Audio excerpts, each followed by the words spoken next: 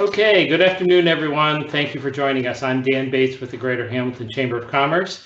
We're excited today to bring you yet another episode of The Conversation. Today, our facilitator is Byron Skaggs once again, works with successful business owners, leaders, and executives facing new opportunities or simply feeling stuck. He is a certified professional business coach and an entrepreneurial-minded individual with over 25 years of professional executive management experience spanning business, education, and nonprofit sectors. Byron co-founded and operated U.S.-based corporation and facilitated a successful sale and transition to new operators. While in Egypt, he initiated a consulting project resulting in his creating and launching an advancement office for a prestigious private international school that serves clients including the U.S. Embassy and other embassies, USAID, United Nations, Coca-Cola International, and many other transnational organizations. He serves as a consultant for marketing and communications projects in the Middle East and North Africa region, and as a business consultant to several small to medium enterprises in Egypt, the UK, European Union, and the United States. Thank you for being with us, Byron. Thank you. We're really excited today. Our special guest is Marc Messerschmitt. Marc was raised in Hamilton, Ohio, and is enlisted in the U.S. Army as a private in November of 1990. As a non-commissioned officer, he served as a squad leader and platoon sergeant in the 82nd Airborne Division and as a ranger instructor at Fort Benning, Georgia.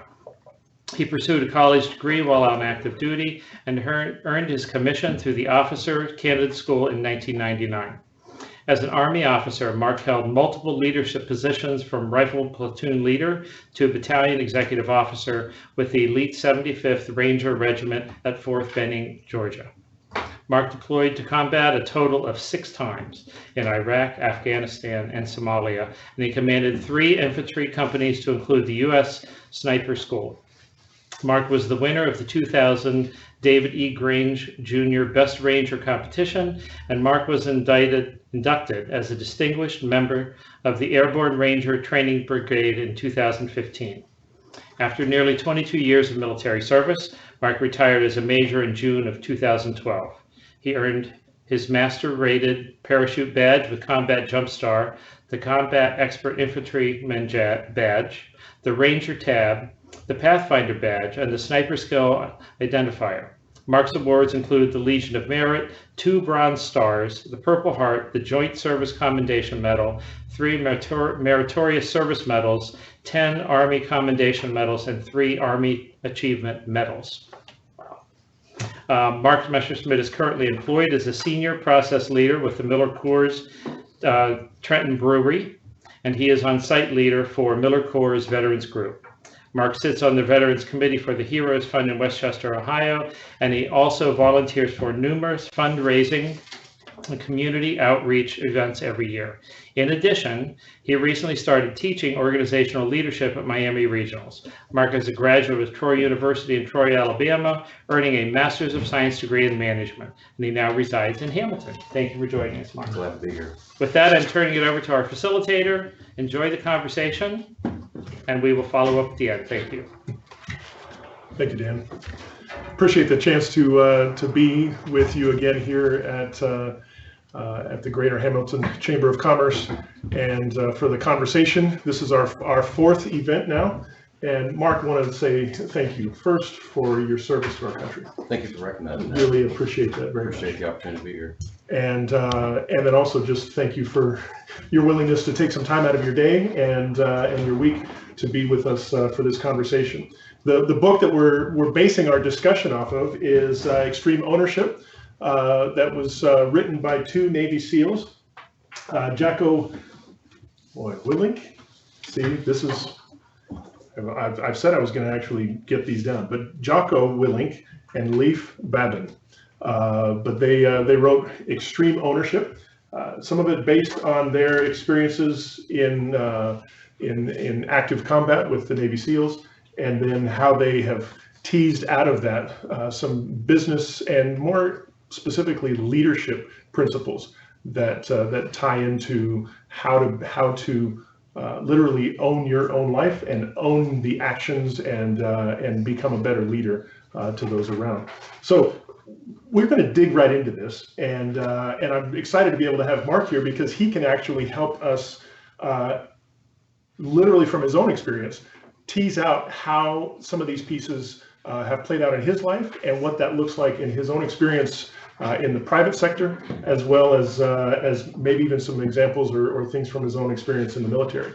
And so really appreciate your willingness to do this. And as we talked recently, just your excitement for the principles that are here, your excitement and your commitment. And I laughed, but you were like, he's written so many notes and this is fantastic. So I want to just tell you again, don't hesitate at all to reference those if you need them. Sure. And happy to do that. So before we get into the text, I want to make sure that we set our expectations. And if you can just agree with me that we have kind of an establishment of how we're going to function through this, through the next hour and a half together. And that is, the first thing is just for you to think for a second, to what level do you want to be engaged in this conversation? And from 1 to 10, maybe up on the top, if you got a little piece of note paper or something up in the top corner, just from 1 to 10, what level of engagement do you expect to have in what we're talking about today? I'm not asking for that you answer, but just think to yourself. You may be going, somebody just told me that I needed to come here, or maybe somebody said, hey, if you go to the conversation, we'll give you extra points at work. Can't imagine that would actually be the case. But maybe you're actually here because you truly do want to be engaged. So what I'm going to ask next is that you take a moment and set your environment. Set the environment around you to meet the expectation that you hope to achieve during this time. So if that means turning off your cell phone, if that means leaving things in your bag or not having so many distractions, whatever that is, set yourself so that you can be engaged to the level that you want to be able to achieve during our time. So with that, one other thing, if you are watching online, and we're very grateful that you are, we've had in the past number of conversations, we've had many who've been watching online, which is great. When you're online, there is a feature to be able to do questions and answer, or to submit questions. And we do have Tiffany here that is helping to facilitate those questions. So if you've got questions from wherever you are, please feel free to ask those questions, and we will field those here. And we'll also have conversations from those that are live with us in the audience. So we're grateful for both those in the room and for those that are online with us now. And let's dig in. Are you ready? Absolutely. Okay. So extreme ownership. All right. Just the title. What is the first impression when Dan asked you about this process in the book? What was your first impression of the title of the book and what it conveyed? So Dan reached out to me a couple weeks ago and he said, we've got this book called Extreme Ownership, and it was written by a couple of Navy SEALs, and he said, I think you would be really good to come in here and review this book. So I started to peel the onion back, and I wanted to think about who Navy SEALs are. And as Dan read my biography, I have a lot of special operations experience, and Navy SEALs are special operations units. And I've had an opportunity to work with them on many times. So I know what a SEAL looks like, and SEALs are extremely driven, motivated, competent people. They will not accept failure. They will not accept loss, and they're very good at what they do. So I already had a good understanding of what a SEAL was, and when I heard the title Extreme Ownership, I kind of related that to my own experience. And what that means to me is that you're part of something that is larger than you, and you are totally bought in, you're totally committed, and you are all about seeing whatever it is that you're committed to being successful. And considering that it was written by a couple of U.S. Navy SEALs, that is commitment to the unit, to the mission, and to each other. Because when you think about the types of high-risk, high-reward missions that SEALs are asked to do, should something go wrong, it typically means loss of blood, loss of life, something along those lines. So they have to be bought in, they have to be committed to each other, and they have to have extreme ownership. Yeah, yeah. Well, and you were, when we talked recently, you mentioned kind of the caliber of the Navy SEAL teams. Can you speak to that again, and just in maybe kind of help us understand what that might look like in a different industry or sport. So the analogy that I used is, the Navy SEALs is kind of like being in the Pro Bowl. They're at a much higher level than the average sailor. And the analogy that I used with you was being the Pro Bowl, and that's from my own experience in the 75th Ranger Regiment. And most organizations that I served in on active duty, I was always, a top 10% kind of officer. I just was. But when I served in the 75th Ranger Regiment, I had to put everything I had into being average, because the caliber of the people that I served with was so good that being average was a good day. And that says a lot about the organization when you've put everything that you've got into what you're doing, and at the end of the day you walk away and you drive home and you think, I was just average today. That's not a bad place to be. Sure. And that, honestly, when Marc mentioned that to me, that really kind of opened a whole new layer of understanding to what they're writing about in this book. Because I understood that the nature of, their professional, special operations, all the different pieces. But when Marc goes, no, these guys were, it's one thing to be an NFL professional player. It's a whole nother thing to be one of those elite pieces, team members that make the Pro Bowl, and to do that consistently. And for that was a piece for me. It was like, oh my goodness, it's a whole other layer above and beyond what I even brought to the table of understanding that. So sure. I appreciate that analogy. Just it helped me. I don't know if it helps you at all, but just to know that the level of commitment and the all the pieces that they actually put into this book to help us understand how to become better leaders ourselves. So the book is broken down into 3 different sections, and that's what we have with the slides. The PowerPoint pieces are quite simple today, but they're broken into 3 different sections, and they talk about first the war within, and that's the first section. And there's principles that are tied to that we're going to talk about. The second section of the book was called the laws of combat, and that really was in how do you engage in leadership in ways that can move your organization forward. And then the last section was some ideas on how to sustain that level of leadership and sustain the victory and continue to move forward. So let's begin by looking at just the war within. What are some of the pieces and the obstacles, the things that we have to deal with internally? From a military perspective, these are also very true principles to how we lead our own lives and how we lead our organizations, regardless of whether we've had military experience or not. At least I hope so. Sure. But walk us through the first one. The first principle is just literally the title, extreme ownership. What are your thoughts on that first section on extreme ownership?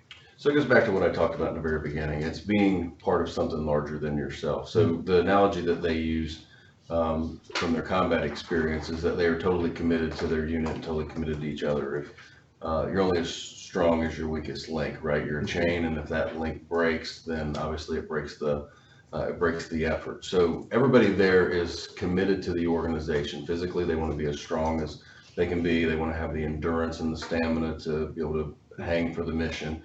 They want to be experts with their weapons, their equipment, and things like that. And then they want to go more to the collective level, and they want to be totally engaged in small unit tactics and so forth, so that they all work together as a team towards a common goal. And then they talk about that and how they translate that into the private sector, which is really no different than what most of us see in our everyday lives. So whether you're a member of a sports team, or you're a member of a nonprofit organization, or you're in the private sector working in industry somewhere, you've got to be totally committed to something, and you look at it as my team depends on me, I depend on them. We build relationships, we build trust, and we all own something, and we all work towards a common goal. And by doing that, we're going to move the organization forward. We're going to have success. And that's a great idea. But how does that translate to those moments when we run into something that is truly, seemingly holding us back. That question of what do we do when we literally hit a point of failure? And what does that mean for extreme ownership? So within extreme ownership, and it's really like with anything else, I've made a career in manufacturing since I left the military, and you get into basically a root cause analysis of what your issues are, and you systematically dissect the problem until you get down to where those challenges lie, and then you develop and you plan so that you can go in and you can piece by piece disassemble that problem until it is eventually taken out of the way. And the way that you do that is that you have strong leaders at every level. You have influence up and down the chain of command, so that leaders at the top are talking to leaders in the middle who are talking to the subordinates down at the bottom, and it works in every direction. You build trust, you build confidence in each other, and you work through your problem. And once you do that and you start to win, winning becomes contagious. Yeah, well, that's true. Yeah. What's fascinating is you've put that into a manufacturing analogy in a context. And what strikes me is those same words can actually be kind of threatening if we are the leader ourselves, and we're recognizing that failure may be something that's internal. And it's not necessarily a manufacturing process in an external sense, but maybe it is a manufacturing process internally. And what, these are just some of the questions I'm going to throw out, but what is it about how we function with those around us, with those who we report to, those who report to us, to become the kind of leader that we literally go down that process of analyzing that particular failure. I don't know about you, but sometimes if I have a moment of failure, that's the last thing I want to talk about. But the only way to move forward is to actually work through it. And sometimes it actually takes maybe even another group of people around us who can sit there and talk us through that piece so that we can become that better leader and owning those failures. That's what this extreme ownership is about.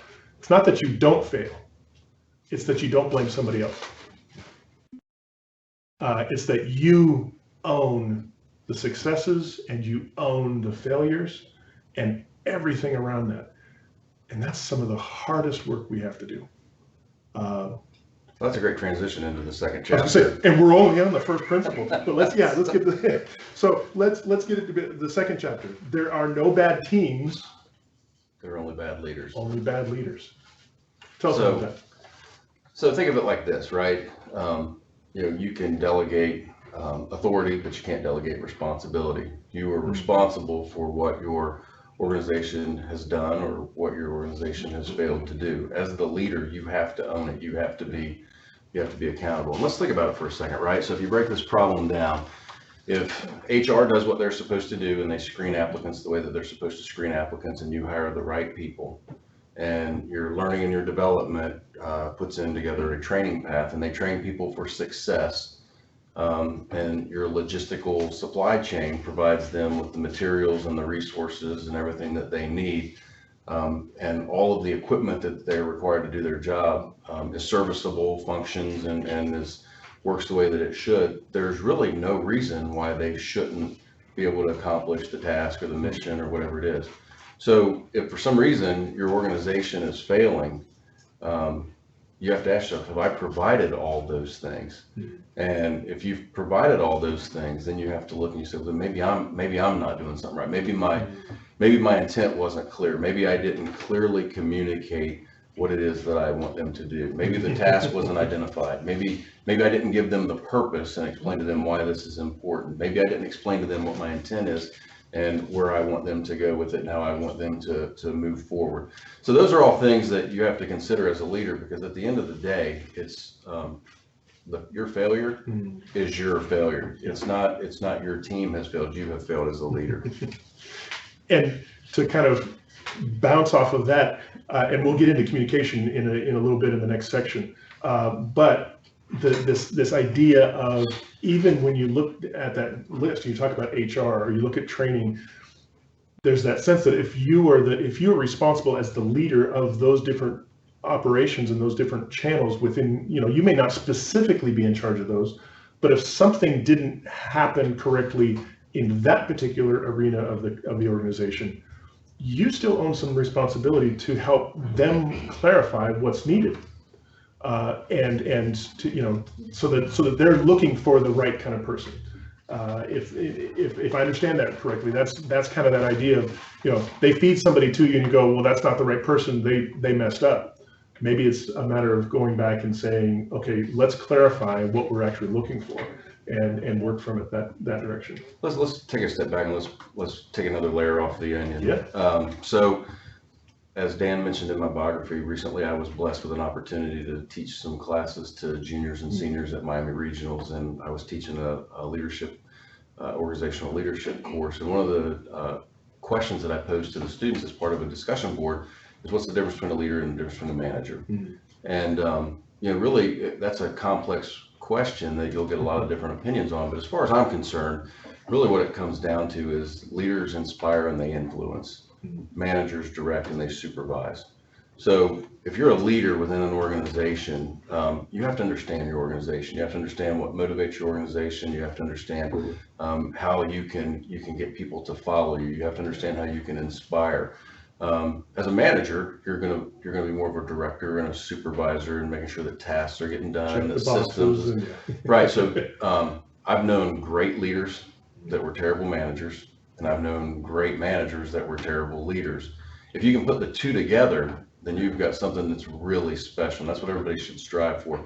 So kind of going back to, there's no bad teams, only bad leaders. As you look at where your issues are and what's preventing you from being successful, is it a function of leadership? Is it a function of management? And that opens up a whole different discussion on where your problems are and how you should go after that. Yeah. We have a question. Okay, thank you. More just a statement and question. They said, I truly believe people don't quit their job, they quit their boss. Is this true or not? There's certainly an awful lot of people online that write articles about that and believe that is the case. I've read articles where most people don't leave the company, they leave their boss. Mm-hmm. I've been very fortunate. I've never really had a boss that ran me off. Mm-hmm. I've never really had a boss that I didn't enjoy working for. So I can't really answer that question. But I'm sure there's people out there that have opinions on it. Yeah. What about anybody here in the I'm seeing a nodding, yes. Oh, absolutely. And you say in the industry, you just go somewhere else. That's a sign you didn't leave the job, like you got the same job, you just went to a different company. Oh, okay. Yeah. And that's I mean, I think there is a combination of, sometimes you do chase something or an opportunity presents itself, and so you move on for your own personal growth or those kind of pieces. But I think the leadership of the boss does play a big role in that, because I would think that if you have a boss who is understanding what the process is going on, they will be doing what they can to empower you to be a better leader in the place where you are, and that growth and that process continues, so that you don't ever really feel the sense where you need to leave. So that could very much play a role in that process. I appreciate the question, because that is a real challenge, and that idea of no bad teams, just bad leaders. The example that they give in the book, which I thought was fascinating, but you were talking about in their training times, they had different boat teams and a leader of each boat team, and they would go through a series of races, and there was always one team, I think it was team 2, that always won every race, and team 6 was perpetually in last place among the 7 or 8 teams that they had going up. And of course, the team 2 leader was excited about what they were doing, and they had a great team, and they were happy. They were always, moving forward because they loved to win. And the team 6 was always fighting, and there was bickering going on, and all these things, And the team 6 leader really thought that he had been given a bad team. And at one point, the leadership of the whole training switched the leaders. And immediately Team 6 began outperforming and battling Team 2 for the first place win at the race every time. And so it was literally proving the point that it's not about the team, it's about the leader and what they instill in their team. So as we think about places that we've worked and organizations that we've been a part of, it's been my experience both in the military and in the private sector that organizations a lot of times will take on the personality of the leader.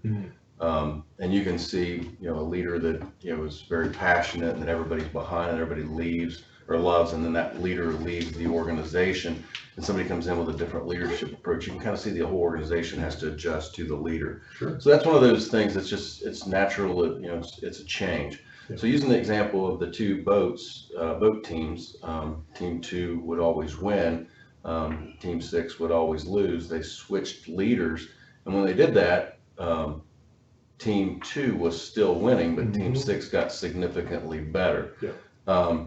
So why was Team 2 still continuing to win? Because it had taken on the personality of the previous leader, and they knew what right looked like. They had high expectations. They were accountable for themselves and for each other, and they continued to perform at a very high level, even though you put a new leader in the mix. And then you took the leader who had got that boat team to the level where it was at, and you brought it over to the team that was struggling, and that leader was able to influence and inspire and get the most out of the organization and brought that other team forward. So one of the things in the military that, love it or not, it was the way that it was, is that typically, every 3 to 4 years, leaders get moved around. One of the reasons that they do that is, change is good. And, I would see people that, they would do their 2 to 3 years, and then they would move somewhere else, and a new leader would come in, and the organization continued to grow and continue to develop. It prevents complacency.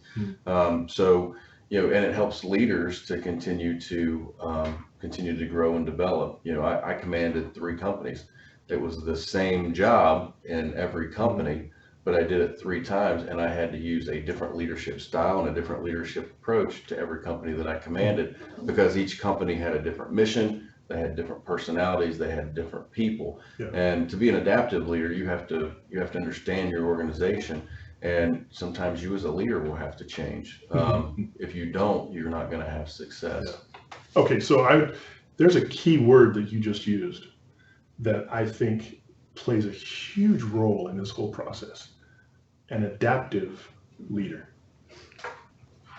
Now, if you were to tell me right from the beginning, and me not having any kind of military experience, I would not think a military person as having an adaptive leadership style, or just being adaptive, period. Because there's a sense that there's always a regimented piece. But I think we will see and discover as we move forward through this process that it's through this process of training and the other pieces that are put into place that becoming adaptive is literally the fruit of that work and the labor that's involved here. And so I hope that by the time we're finished, I want to be able to come back around to this, because there's another term that I think is very similar to this, and that's transformative leadership. And that's that notion of transforming ourselves from the inside, becoming the kind of leader we want to be and that we envision, and then that begins to feed out to those that we are actually leading. We lead ourselves first, and then we lead others. And so that leads to the third principle, and that's belief. Belief in the team, belief, when that example of the boat leader from Team 2 going to Team 6, he still knew that he had good people in that team, but he needed to believe that they could become better than where they were. Right. And so talk to us about the belief process. So this comes to total buy-in and commitment to the organization, and total buy-in and commitment to each other. And to get to that point, there has to be trust and confidence in each other. And the example that they used in the book is that some SEAL leaders were being asked to go out on dismounted patrols working with Iraqi soldiers, and Iraqi soldiers weren't trained anywhere to the level that the SEALs were. There was a lot of concern that serving with these soldiers who didn't have the training, didn't have the discipline, was going to lead to American casualties and stuff like that. But it was an important mission because you needed to get the Iraqis engaged and start learning how to provide their own security and start to build their own military so that they could provide their own defense. So the SEALs approached the mission in that this is very important and that we have to believe in this and we have to make this work because it's in our best interest at a strategic level, maybe not necessarily at a tactical level. And the way that you do that is that you build trust and confidence. And I've had a lot of people tell me over the years that trust is something that you have to earn, and it takes years to earn trust. You've got to get past that in a lot of situations, because I've been in situations in the military and really even in the private sector where we parachuted into Afghanistan October 19th, 2001 as part of the invasion. And I had new Rangers showed up to my platoon literally a week before we got on the plane. So I had to trust that they had been screened and selected. I had to trust that they had been trained, and I had to trust that they were going to do what they needed to do when we got into Afghanistan. And they did that. Fast forward 20 years, and I find myself working in a packaging department at MillerCoors, and I come in where I know nobody. And I have to trust that people are going to bring me in and they're going to help me and they're going to show me what right looks like and make me a successful member of the team. So, that's how you start to believe, is when you get the trust and confidence. The next way that you do it is through training. It kind of goes back to the example we used early on. You got the right people and they're trained. You have to believe that they're going to do the right things. And if they're not, then you have to go back and you have to evaluate where you are as an organization. The next piece to this is, demonstrated abilities, and you use KPIs or use metrics or whatever it is that your organization uses, and you evaluate where you are in relationship to your standards, and you want to ensure that people at every level are performing where that they should. And if they're not, then it goes back to the training. What training do you need to get them to perform at the right level? And then above all else, and one of the things that they don't talk about it a lot in the book, but I think it's a key point, is lead by example. I had a boss when I was in the military, and I'll never forget this guy. He told me one time, he said, Messerschmitt, never pass up an opportunity to show the world just how professional you can be. And I took that to heart, and I've always tried to put my best foot forward. I've always, in any situation, I've always tried to be as professional as I could be in those situations, because people see that and people watch that and people are inspired by that. Yeah. Thank you. That idea of leading by example is tremendous, and I think that's going to also go right into the next principle. But I want to make sure I thought it was interesting bringing up, sometimes you have to understand strategy over tactics. Yes. Because tactical data, I work in a very data-driven mindset. However, strategy, long-term strategy, if I only went by what is quickest now, I would often do everything. I came up in the finance world and I could have done everything myself and never trained anybody to do it. Strategic, tactically in that moment, it made sense. It got people in and out. Everything was done correctly, but the long-term strategy, I think it's that balance. I thought that was very interesting. You have to think of this, you have to balance both. Yes. So how do you overcome that? What do you think? Sometimes just yelling at myself. In my experience, I've been a manager before, thank God. I always say, thank God I'm not currently, but it was having to discipline myself. It was first I could discipline myself and I think the next point, which is the ego, and say, I'm not bigger than this. I'm one person. As much as I believe I have all these abilities and powers, I can't always be here. Well, think of it as a chain, right? You're a link in the chain. And, if you've got 40 links laying on the floor, you can't really do anything with just one link. But if you take those links and you put them all together and you make a chain, now you can hook it to a truck and you can pull a truck. So kind of talk about the strategic versus the tactical. When you're a single link in that chain, but you're not connected to anything, you're looking at things tactically. But and you'll stress it out and break it really quickly versus spreading that workload. Absolutely. Mm-hmm. Yeah, and I mean, you're kind of that notion of the different links, and each link having a certain strength, but you put them together, and the strength is exponentially multiplied. From a different perspective, when you think tactical, you're very, very close to the action, and you're very, very close to the problem. From a strategic level, you can see a whole lot more of the playing field and what's going on in other places, and you can begin to see things that are actually maybe taking place completely outside of the view of the tactical level. But if you see that, and at a strategic level, you can begin to anticipate what needs to happen.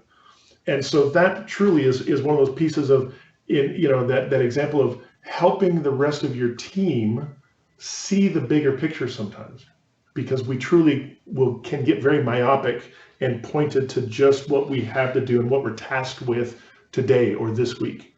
And the strategic level is pulling out, seeing it from a different level, but not just going, oh, okay, now I get it. It's then taking that and communicating it to the rest of the team.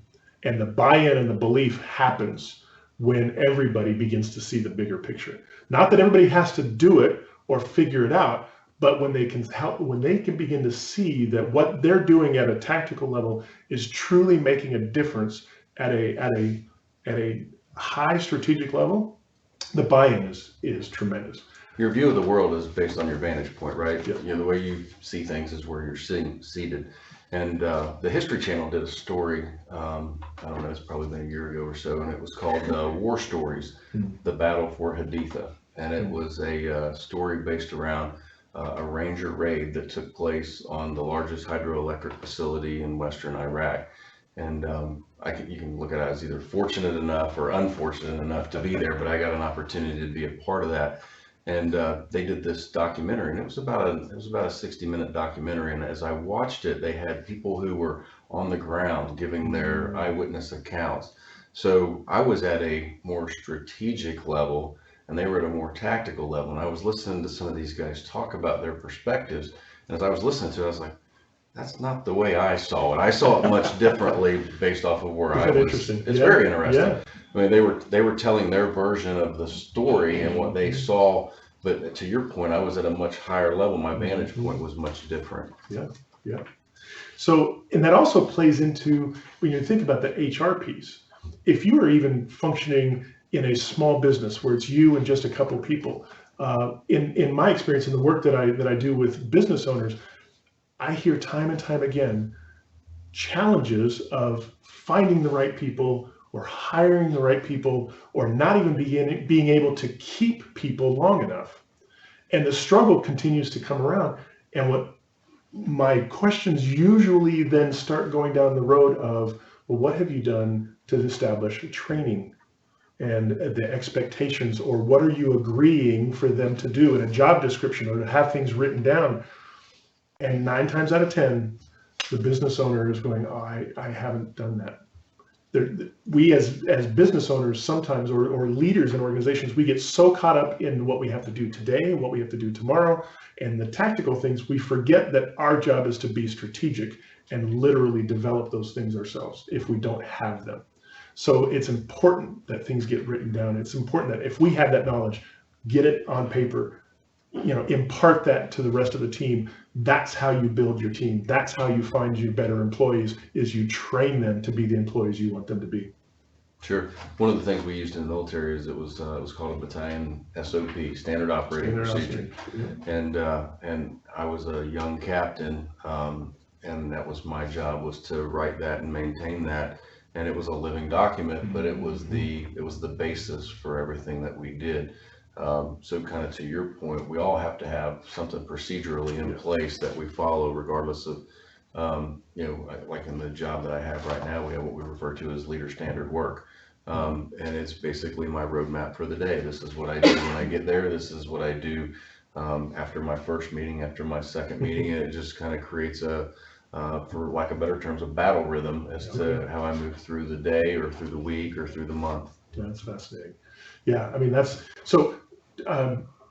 You said living document. explain what a living document is, just in case there's somebody that may not know what that is. So we're going to talk about this a little bit later, I think, in one of the other chapters. But basically, If we are, we don't have to do that just well, yet. an analogy I was going to use is never fall in love with your plan, right? Okay. Be willing to change your plan. So as with your standard operating procedure, it's a living document. You know, you may find that the conditions have changed. You may find that the organization has moved in a different direction. You may find that the structure of the company is now different. So when something changes in the organization, the document that governs the organization needs to change. Yeah, no, that's helpful. Thank you. Any questions or thoughts? I mean, I realize we've kind of been really plowing ahead. Yes, Dan. You know, with extreme ownership, and you are referring to the different links of the chain and that type of thing, you know, it's mentioned in the book about getting people on board, or, you know, kind of plucking them from the team. So how do you, if you have a member of the team that is not up to the standard of where everyone else is, and there seems to be an unwillingness to go there, are there certain triggers, or are there certain things that, you know, there's certain strategies or whatever to further try to get that person on board with performing at the same level of the rest of the team? So one of the things that we kind of talked about was, particularly in the military, is, you know, in the private sector we call them key performance indicators, or KPIs, but in the military we had what was referred to as a mission essential task list. And basically it started at the very highest levels, where there were a series of tactical operational tasks that had to be required. For example, you know, airfield seizure, where you parachute onto an airfield. And then there were certain things within that task that migrated down to the company, or they had to maybe do a company raid, you know, where they would go into a building and they would secure that building. And then you had, you break it down to the next level, and it was platoon, fire, and maneuver, for example. And then you would break it down to the individual level, and they had to be able to operate as a member of a rifle squad. So all these tasks were nested. So to answer your question specifically, if you've got an individual who's not meeting expectations and is performing, then what you need to do is you need to go through where that person is as an individual and see, okay, well, in terms of individual tasks, you're either trained, you're partially trained, you're untrained, whatever your metric is, and say, we need to get you trained right here. This is something, being partially trained on this is a critical task, and we've got to get you to that point. So you give them the tools that they need to be successful. You give them the training that they need to be successful. You give them the support that they need. You give them the time, because you can bring most people forward. You also need to explain to them, you know, task, purpose, and intent. You know, your task is to operate this machine, and the purpose is so that we can put these beer cans into this box, and I want you to do however many a minute, so that we can get these boxes into the back of a truck and out on a grocery store shelf. So you break it down to them, and you give them the opportunity. And then if they don't perform at that point, then it starts becoming more corrective action at that time. So everything I know about the SEAL teams is, because I have an adorable life, it's just from what I see on the news and read in the news. And I'm thinking of the situation with, when you said raid, it sparked the Osama bin Laden raid, and one SEAL out of that entire team went off the reservation, went entirely against protocol, and started to say, like, I did this, and the thing I felt was interesting, instead of what I see with most teams, where somebody's decided they're just going to, like, ruin morale, they're going to ruin that, and instead of, like, devolving down to that point, the rest of the SEAL team remained steady to their training and their procedure, which was, we don't discuss this, we're not going to comment. And instead of, because I've been on teams where it felt really good, and then one person drove them down. And of course, in most companies, it's not quite that extreme, but it's that same, but we're going to stay up here instead of allow the entire team to go down. It's kind of knowing when to cut the chain too. So one of the things that you'll read in a lot of military books is quiet professionalism. And that is at the foundation of special operations, and really it's the foundation of a lot of things with military. You'll see, in special operations units and maybe even where you work, you got people poking each other and ribbing each other and building camaraderie and, making the day enjoyable. But at the end of the day, in extreme ownership type scenarios, we're all as big as we are together. And I've got my personal opinions on violating disclosure agreements and going public like that. That's not something personally that I would have ever done. But you did bring up a very important part, that you saw nobody else come forward after that had happened. So I think that kind of goes back to the whole team concept and how they're part of something bigger than themselves. This is really fascinating. The question about what to do with a team member. I would begin by asking some of the questions of what are some of the agreements that are in place between you and that team member, and to some degree, what are either pieces that are written down or stated related to the mission and goal of the organization, the specific job tasks, those, kind of broken down to a variety of things. Before you can go too far down that road is identifying what are the things that you truly want to see performed from that particular position or that particular individual. And then it's a matter of kind of backing up and then having that conversation. And from a not just a tactical perspective, but backing up to a strategic level of, can you see, I love that analogy. Okay, you may think that right here, you're just packing cans in a box. But if you don't pack cans in a box at a certain speed by which we can get things onto a pallet and into a truck at a certain speed or at a certain rate, then it misses this opportunity to be in the shelves, and we lose X number of dollars. I mean, you can literally point to the speed of this performance to a dollar sign at the end of the day. Now, some organizations may not be able to do that if they're working with people all the time, but there's still other things that are critical to the mission of that organization, to that business, that you do need to be able to tie into the bigger picture, and what you're doing is either helping us move forward or holding us back. And what can we do to fix that? And then I think in the case of the book, and what also comes here is this notion of, if there comes up a specific point where then it's no longer a subjective, well, I just don't like how you're doing this, or I don't like this or that. It can become much more objective. These particular agreements of how the job is to be performed are not being met. And that's where we need to make a change. And think of it another way, one of those things that I said earlier on is you're responsible for what your organization does or fails to do.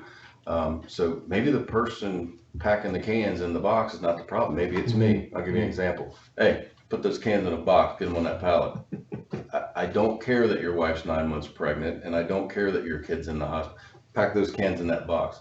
So really at that point, is it that person's problem, or is it really, are you the problem? Are you being the leader that you need to be? So I think you need to take a step back and take a look at the situation holistically. Sure. And it could be that maybe you're the problem. Maybe you're not giving this person the support that they need. Maybe this person has something going on outside of work, or that are outside of the plant that you can help with. So you have to look at everything as a leader. It goes back to knowing your organization. I would like to think, if you've got a standard operating procedure for your organization that's in place, where you say, this is the kind of person that we're going to recruit and that we're going to hire, and this is the selection criteria, and this is the training, and we go through all those steps and we get this person into the organization, and they're a productive member of the organization, and then all of a sudden their productivity levels drop. Something in this equation has changed, and we've got to figure out what that is. It could be, a lot of different things, but if you invest in your people, you will see a return on investment. And I've seen that in the military time and time again. I've had people in the military who, got themselves in trouble, and we gave them a second chance, and we worked worked through the issues with them, and some of them went on to do some amazing things at some of the highest levels in the Army. And I've also seen the same thing in the private sector where somebody got themselves in trouble and we were able to work through it, and they continue to be very valuable employees. Yeah, yeah. No, this is really, I mean, I realize there's so much that we can pull out of this book that we can, the idea lead by example, you said that earlier, and you were saying that wasn't necessarily a part of the book, and I wonder though if maybe it is in the construct of check your ego. Mm-hmm. You lead by example. The example you just gave of, sitting there saying to somebody like me, hey, I don't care what your life circumstances are going and what's going on outside of work, pack that box. Mm-hmm. Maybe leading by example is coming alongside and shouldering some of that burden as well and saying, hey, if you need help, let me help you get caught up to speed. And then later, we're going to sit down and talk about what's going on in this particular situation and how can we improve upon this for tomorrow. It's leading by example. It's stepping in and checking your ego and your leadership and your rank and everything else at the door and saying, I'm gonna step in to help make this happen now. So one of the chapters in the book is actually called Check Your Ego, and it talks about a scenario in Iraq where two special operations units and a conventional Army unit all come together. And the analysis that we talked about with the SEALs and who they are, I mean, they're the top 0.1% of the Navy. The Rangers are the top 0.1% of the Army. And you've got people who are adrenaline freaks. You've got people who are fast and furious. They run through life with their hair on fire, just more afraid of failure than they are of bodily harm. That's who these people are, type A++ personalities.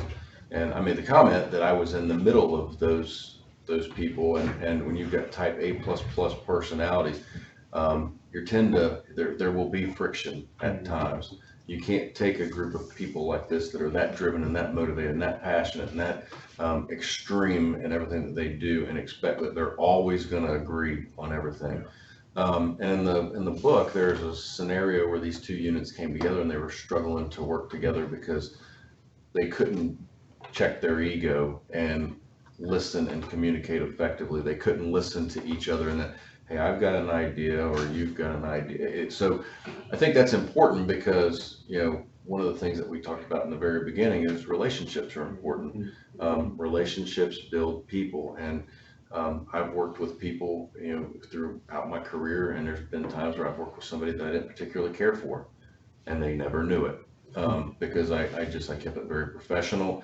I was very easy to work with. I would work my ideas with their ideas, and I didn't always get my way. I didn't always get their way. I was actually watching a show on TV the other night, and they said you can tell when you've had a good negotiation because both parties leave mad. So and you kind of think about it, and you don't always get what you want in a negotiation, but that you have to be willing to give and take in these scenarios. And in this particular scenario in the book, you had basically peers who didn't see eye to eye, and until one of them was able to check their ego, nothing moved forward. Yeah, thank you. Any other questions or comments? We've ended up spending quite a bit of time on just the first section of the book, which are 4 principles that I think are actually really critical. And the reason for that is because they deal with the internal part of who we are as the leader.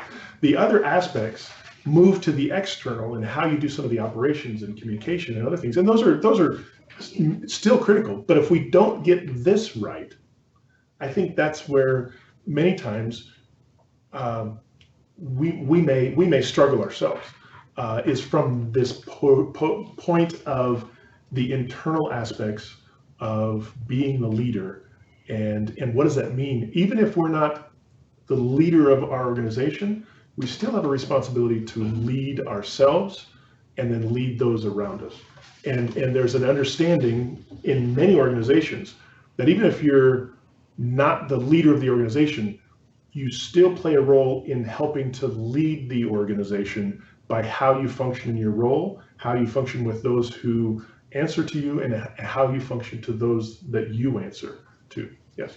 So I guess a question I would have on that final front is we live very much in a time where owning failure and owning blame and owning responsibility for a problem is not seen necessarily at the highest points of leadership in many situations. And so it doesn't seem to be very popular. It seems to be, if you can negotiate your way out of a problem or negotiate your blame out, like it seems to be people's, that seems to be like a positive trait these days.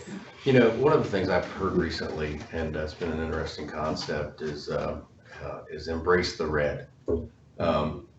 Because if you embrace the red, it gives you opportunity. Mm-hmm. So admitting you made a mistake, or admitting that you have a shortfall, or admitting that something's not going well, doesn't mean that you're not performing well. It means that you have opportunity to perform better, and you need to think about it like that. So if you go after those things that you're not doing well, you're not only going to make yourself better, you're going to make your team better, and you're going to make your organization better. This is a fascinating thing because I think it truly speaks to culture, the culture of the organization, the culture of everything around. And do you feel, in a sense, empowered to be able to talk about your failure and not do that at a point where you're at risk of losing your job or something else, or maybe even something worse? There's some of those pieces that I think play into it, and that, so if you're in a leadership role, being very mindful of the type of culture you want to cultivate, and what is it that you do, the responsibility you have. Sometimes those comments or questions about the failure of somebody on your team really does kind of come back to you as the leader to say, okay, I need to do a little bit more thinking about how I contribute to this process. But yeah, it is I don't want to, we could go down a whole other rabbit trail of current culture and things that we see here. But it's also, my goodness, my experience being in different places around the world and different cultures lends a whole different set of conversations to these pieces. And yet some of these principles are very, very true, regardless of where you go, is helping people realize taking ownership. It's not blaming the system. It's not blaming somebody else, but it's taking ownership for what's not working. So my question was, how do you do that from a position of strength, where you display strength rather than that you're pulling back, which can then become a problem in a whole different way? What about the concept of admitting failure is not a strength? It seems to be perception. Okay. And of course, perception's reality. Perception of who? The perception So of the leader, yeah. or? No, it's I've seen this in multiple companies I've worked for, and I've noticed the ones that do actually own up, they tend to come across as much stronger because they're accountable for this organization. They're going to hold us on their backs. But I think on a smaller level, especially you get to like mid managers, it's the feeling of, if I admit my own failure, it's my career. Or that fear of, I think you're talking about organizational culture, and I think back to one time when I was in the military. We're not going into the specifics and and telling another war story, but there was a situation where I had a commander that made a mistake, and I'll never forget how powerful it was. He said, "You know what? That was my mistake, and that will not happen again." And I remember it's making the hair on my neck stand up right now as we talk about it, because he had done something that could have potentially got a lot of people killed, and he realized it, and he learned from it and moved forward. So I think perception is reality, and my perception was that was a very powerful moment, because he had learned something from that will never happen again. Yeah, we're talking kind of about talking about the leadership, and we're talking about working together, and we're talking about learning from mistakes and stuff. not to move ahead, but kind of moving ahead, this next chapter, I think, kind of is a good fit from where we're at and what we're talking about. And chapter 5 in this book is called Cover and Move. And it's kind of occurred to me as we're having a conversation around all this. This is all systematically linked, right? It's kind of an evolutionary process, kind of like I talked about, individual and collective skills, individual being at the individual level, moving as a member of a fire team, being proficient with the weapon, into more collective stuff like, being part of a company raid or being part of an airfield seizure. These things are all nested concepts and they all work together. And I saw the title of the chapter was Cover and Move, and I thought, what in the world does this have to do with anything in this book? This isn't necessarily a leadership thing. But after I read it, it's kind of almost a play on words, right? So one of the most basic things in terms of tactical movement in the military is they call it cover and move. We call it fire and maneuver. But essentially, it's mutually supporting teams moving tactically through an area where there's a threat. So in the book, the story was they had to move through an area and they depended on one team to set overwatch and engage the enemy and keep the enemy from engaging another team while that team moved. And you kind of create a leapfrog where you're bounding forward and you're moving, away from danger, you're moving towards danger, whatever the type of mission it is that you're doing. And I thought about that in an analogy that we use at MillerCoors in the Trenton Brewery, and that's how you get teams to work together, right? And you have to provide full disclosure, and you have to be open and honest with each other. And you have to communicate. I work in the packaging department, and I can have the best day in the world, but that doesn't mean anything if we can't get beer through the warehouse and get it out the back. Or, brewing that makes the beer, they can have the best day in the world, but if I can't get it into a can or get it into a bottle, then their day really wasn't that good. So within every organization, and I can't really think of a single organization where there aren't mutually supporting entities coming together for a common good. These are all powerful lessons. How you reach across the aisle, reach across, to the other part of the plant, reach to the other part of the office, bringing HR into training and putting together that screening process and that training process to get trained, qualified employees, out into the workforce. Working with other companies, for example, if you're into manufacturing, you've got to move your product. So your trucking company may not necessarily be within your organization, but they're a business partner, and you need to be able to reach across the aisle and establish that relationship with them. So it comes down to mutually supporting teams and elements all working towards a common goal, and that all comes down to the things that we've talked about up to this point. You're building trust and confidence, you're building relationships, you're working together as a team. So I didn't understand where they were going with this when I first read it. I thought, okay, this is going to be one of those Navy Civil War story chapters, but it really does fit into this book and how it talks about how you bring all these things together. And the level of communication and cooperation that's necessary between those different teams so that they can function in a mutually supporting way. It's truly the concept of breaking down silos.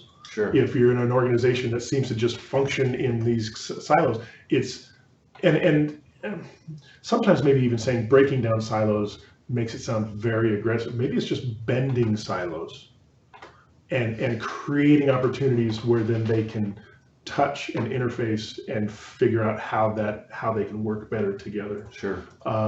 Now, what's fascinating is I think if we take that from a large perspective organization and bring that down to a medium-sized business or a small business,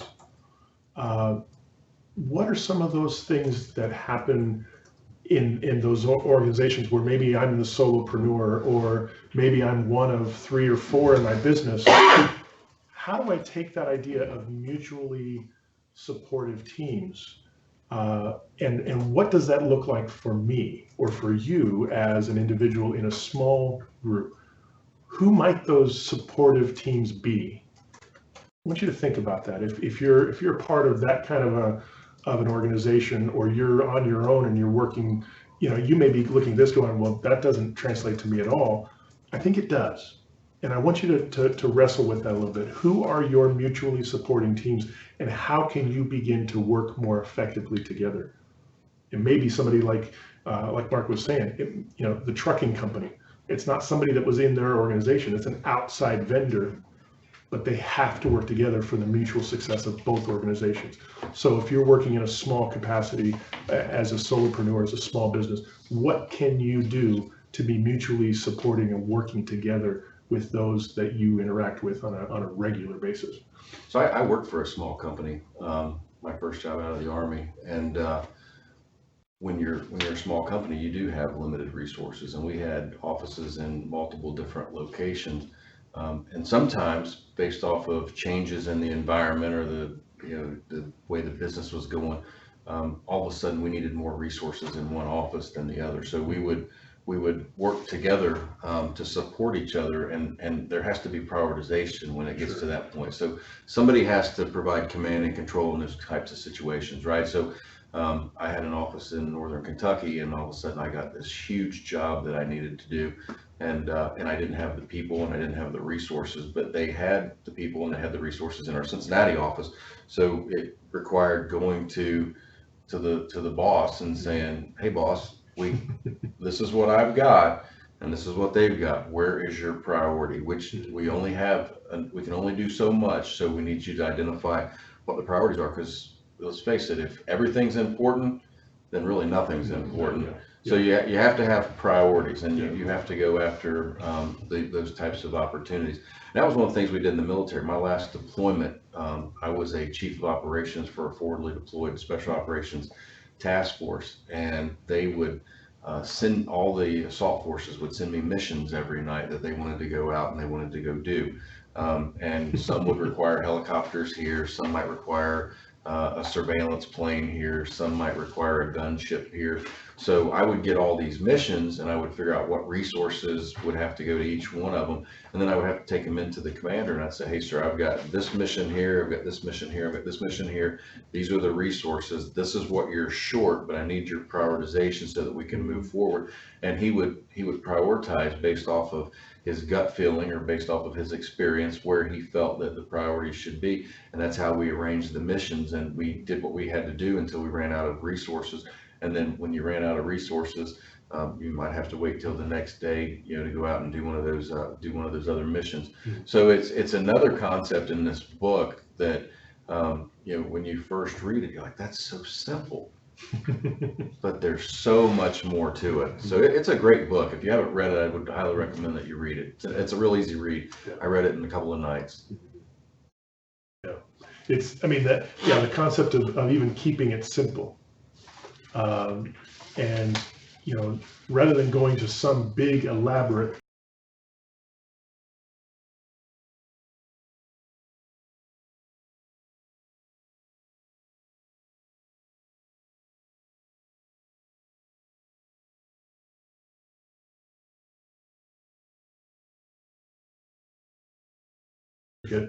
that it takes forever to train somebody how to do it.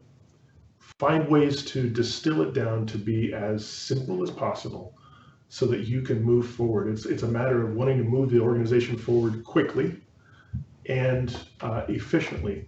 And so the more you can work to have those things, that KISS principle, keep it simple, stupid, right? That's a very common thing. You hear that, you mentioned one the other day, the 5 Bs. The 5 Bs. Yeah, so to keep things simple, you want to have very effective communications, right? Whatever I'm projecting to you, you need to be able to understand it in the shortest amount of words possible to the maximum intent. And I had a first sergeant who went on to be a very senior non-commissioned officer in the Army, who he was as country as cornbread. And he said, when you got up to speak, you need to speak and you need to remember the 5 Bs. And the 5 Bs were, be brief, brother, be brief. And I always kind of laughed about that, but it was, so many times people will get up and somebody will ask them what time it is, and they explain how the watch works. So rather than going into that level of detail, prioritize your information, tell them exactly what you got to tell them in the fewest amount of words possible. And then another great way to make sure that the simple plan is understood is ask for a back brief. So tell them what you just told them and say, okay, so let me repeat to me what you understood. Just, and it's not that you're insulting them and that they didn't understand what you were Sure. trying to put up. Maybe you didn't communicate it very well. I mean, there have been times where I have found that I've told somebody to do something and they did everything that I told them to do except for one thing here or there, and I go back and I'm like, but you didn't do this, and I didn't understand you wanted me to do that. So who is that faulting? Is that on them or is that on me? So it's never bad to get a back brief or a brief back. We call it back briefs in the military, to make sure that the receiver understands what the sender is trying to communicate. Yeah. No, and that's this whole process, like you said, this kind of nested concepts of first understanding yourself and being a better leader yourself, and then how that impacts the way you interact with those that you're working with, and the teams, and keeping it simple, the being brief. And I kind of laugh, I'm like, yeah, the 5 B's, and even that is probably more than what you need, because it should be just be brief, brother. Right. Right. Or be brief. And then, but the 5 B's. But you always remember the 5 B's. Well, sure. Yeah, you do. And now I think, see, now this is where there's a whole other side of me that goes, and I still think there's a point of cultural context to this idea of being brief. Because in certain places, it's absolutely necessary, especially if it's a crisis situation, if the organization is in crisis, if something is happening, and whether it's a life and death type situation, or maybe it's the life and death of the business, to be brief and get the most important words out immediately must happen. But then there are other times where I do think you need to take more time and understand what's actually transpiring in the life of your people. And I think that the notion, and we kind of, to feed back to a couple of things about other people in the organization or things not working well, there's a phrase or a word that, or a sentence that I usually try to pull back around, and that is never assume intent. When we are thinking about what that other person, and we start ascribing intent and ascribing intentions, well, they must have done it this way. What we're stating is that there were expectations that we had that they didn't do. And so it's a process of moving away from expectations and beginning to discuss agreements. Can we come to the table and have an agreement? I would like to agree with you that this is important. And so it's that back talk. Now, tell me, is this important to you? Let's agree on how we can do this more effectively. Maybe it's somebody who always shows up late to a meeting. And you want to say, look, it's important that you're there. I love your contributions. And when you arrive late, it disrupts everything else that's going on. So can we come to an agreement? I want you to agree with me that you will show up on time. And that conversation then transpires, rather than saying, well, I expect you to come. See, expectations is a whole other piece that if you come to that point, you never actually exceed expectations. And it's actually a depressing thing. You either expect things or you didn't meet expectations. But if you can come to that agreement, there's a very positive outcome that comes from that. And so I think this communication piece, all these ideas of being simple and just breaking it down to the bare bones things, and then at times understand that there is a need to say, okay, being brief, we actually missed some other pieces. Let's sit down and talk this out. But we need to come into that agreement together. I don't know if you want to speak to that from your experience, but I want to talk about this intent piece because I think this is interesting, right? Yeah. So in the book, it doesn't really go into a lot of detail about something that was always very important to me, and we've talked about it multiple times. You hear me say it, and that's task, purpose, and intent. Mm-hmm. Let's use a construction analogy, and let's say that we asked Dan to go out and stack those bricks in the parking lot. Dan's probably going to go out and stack those bricks, but he may stack them across the parking lot. He may stack them this way. So we need to tell him, Dan, I need you to go stack those bricks because we're going to bring a truck through here in just a little bit. So now, rather than going really wide across the parking lot, he may stack them more taller so that there's room to drive a truck through. But then you need to also give him your intent. Dan, I want you to stack those bricks in the parking lot, and I want you to do it at the end of the driveway before 5 o'clock, because that's when the truck is going to get here. So I've given him task, purpose, and intent, and I've allowed him to take his team of however many he has and go out there and start to stack these bricks. So what have I left out? And I mentioned the brief back. Why is this important? So Dan, give me a brief back. Tell me what you want me to do. And he'll say, I'm going to go out there and I'm going to stack these bricks at the end of the driveway on the left side. No, not the left side.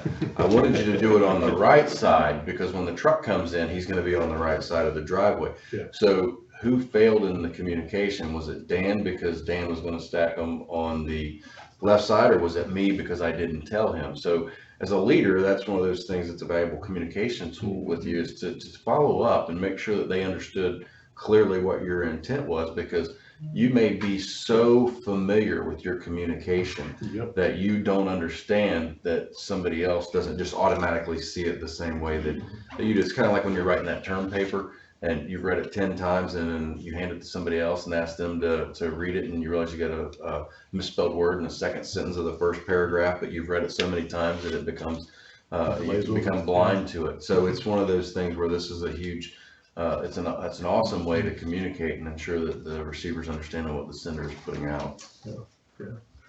So going, take another step back, peeling that onion back one more layer. So we talk about empowerment and we talk about keeping things simple.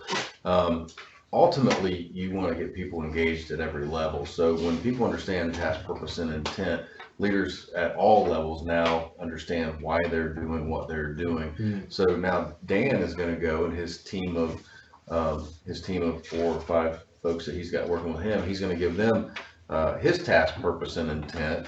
And then there may be another subordinate leader. So you're creating depth and you're creating leadership. And you may have a formal leader, and me telling Dan to go do this, and Dan is a formal leader. But then now all of a sudden you've got informal leaders in the organization that now understand how this tactical piece fits into a strategic puzzle. Yeah. Thank you. That's then that notion of decentralized communication, decentralized leadership, and you can begin to see how this plays out in very simple ways to a very large organization, an intricate organization. So there was a question. When you said like there are times to speak more and there are times to be brief, I came up in the finance industry during the recession. And I worked for a few different companies, and there were ones that were willing to explain to their employees what was happening, and there were ones that were just like, okay, no overtime. And instead that came across of, what are you doing to my pay? Instead, the ones who explained, like, let's go into depth. This is why. If we just cut this, then no one loses their job. It's a different appreciation. I know as I've grown as a leader, sometimes I feel like I don't need to explain it to you. You just need to know. Just like the idea of orders over realizing this is part of the team. Like, and when that buy-in is in, it's like, okay, we're doing this for the good of all of us. Yeah. It's a much more powerful. So with the be brief, brother, be brief thing, don't misinterpret that as that you just, hey, we're cutting overtime and no explanation, because then you're violating. You didn't give a task, you didn't give a purpose, and you didn't give an intent. So let's go back to the analogy with Dan, and I gave you my task, my purpose, and intent. We did a brief back. He understands what it is that I want to do. So what are some other facts or some other parts of this conversation that we could be putting in? The reason the truck is coming in is because we're going to landscape this back here. We're going to put 2 Japanese maples, 47 lilies. We're going to put in a rock wall. None of those facts are important to what Dan just needs to know that we need to bring a truck through. He doesn't necessarily need to know that, unless you deem as a leader that that's important. So I guess, it kind of goes back to the analogy, when somebody asks you what time it is, don't tell them how the watch works. Sometimes too much information can distract from the communication, because Dan may walk away from that and go, okay, so we're getting some Japanese maples and they're planting lilies, but where's this rock wall coming from? Are these bricks going to the rock wall? So it just completely skews the communication that you're, obviously I'm a career military person. I've been known to be very direct, and it's not that I try to be direct. It's that was the way I was trained, and that, you know, commanders are very specific in how they want to do things, and that's something that I took away from the military, and that I do communicate probably more than I should sometimes. And for some of those that are watching, it's like, oh, I can guarantee you don't have it. But I always do try to be very direct and very open and very honest, and get to the point as quickly as possible. The term I like to use is the bottom line up front. Get that out there on the table, so that we make sure that we understand where we're going. Yeah. But you talked a little bit about decentralized command, and I thought that was Sure. a really interesting chapter in the book. So one of the things it talks about in here, and it kind of goes along with the empowerment and building the team, is decentralized command. And if you think back to the wars from 2001 up to present, you had huge deployments in Afghanistan, huge deployments in Iraq, and all over throughout the world. So military forces were spread really, really thin, and we used the analogy earlier where we talked about limited assets being available and having to get creative with using the resources that you had available. Yeah. So one of the things that the military did, which they had never done before, is they would divide up a company into 3 platoons, and they may put an infantry platoon with a tank battalion. They may put an infantry platoon with a field artillery, for whatever the mission was, because they at that point became combat multipliers. It gave you a more diverse look on the battlefield, able to adapt with flexibility and maintain the highest level of combat power. So that was a very interesting time in the military, because we had never done that before. We'd never divided people up. So now all of a sudden you've got a 24-year-old lieutenant who all he knows is his company commander, and now he's out here operating completely independent, and he had to learn that he was empowered, and he had to learn all these concepts at a level much lower than previously had been learned. So it kind of goes back to where we talk about the concept of empowerment and high performance work teams. That's exactly what this is right here. At MillerCoors, that's one of the things that we take a lot of pride in, is that we build high performance work teams. When I leave at the end of the day, there's no other managers in the building. And people are like, "Are you kidding me? You leave and there's nobody in there?" And I'm like, "Nope, there's nobody in there." The technicians, the mechanics, the electricians, they run the business, and they're empowered to make decisions. They make decisions about their overtime, about their staffing. I mean, they run the business, and it doesn't happen overnight, because it goes back to one of the things we talked about in the very beginning. It's cultural, right? So culturally, you have to work very hard to get to that point. You know, when we started this decentralized command, decentralized efforts in the very beginning in Iraq and Afghanistan, it was very hard to do that because people just didn't understand what that was going to look like. And when you find it in the private sector, it becomes a very special thing. We've actually had companies reach out to us and say, "How do you guys do that?" Wow. Because it really helps with the bottom line. If you can if you can avoid having all the extra overhead of a salaried manager on every shift, because you've got technicians that can run it round the clock, that's a big thing. Yeah. That's huge. Another question, and Yes. I'm realizing we're coming up on time, so I want to do we have more than one, or is it just okay? This one. All right. Ted asks, looping back to the beginning, does a leader also have to be a manager, or can leaders emerge without a manager title? So if I understand the question correctly, in every organization you have formal leaders, whether it's by position, by title, by role, but then you also have informal leaders that have influences on the organization. I know that in the military we had folks who weren't necessarily in senior leadership positions, but they were sought out for their expertise on a particular weapon system or a particular tactic or a particular capability. I think just like in industry, I know that we have people that are very experienced in terms of electrical programming. They may not necessarily be in a leadership role, but what they offer to the organization is invaluable because of their level of experience and expertise in a particular area, and they become informal leaders. So kind of goes back to the very beginning, inspire and influence, right? So to be a leader, you have to have the ability to get people to listen to you and to inspire them to move in a particular direction. Managers typically are by position. I can't ever think of an informal manager. It may be out there, but I've personally never seen it. But I have seen a lot of informal leaders. Yeah, that's a great distinction in even how you might have, yeah, an informal manager. You really don't hear that much. But you do have the informal leaders. Sure. That's very helpful. Any other questions or comments? Great. Well, thank you so much. We're gonna wrap up, and I want to let's see. Well, okay. So the conclusion, and actually, this is let me just go to the conclusion slide for a second. And there's one in red. We didn't even touch on this, and I'm actually. Wow, Dan, could we go another hour? No, because this is crazy, but I think this also speaks to leadership, and it's that notion of it's not what you preach, it's what you tolerate. That hit me like a ton of bricks, because I think there was that notion for many times when I've heard or read things. It's you go through all these things and have people talk and you learn things. But it was a matter of it's what you tolerate. And so I want you to take some time to think about that, not only for those that you are in the process of maybe leading or reporting to, but think about that in your own life. And what is it that you are tolerating?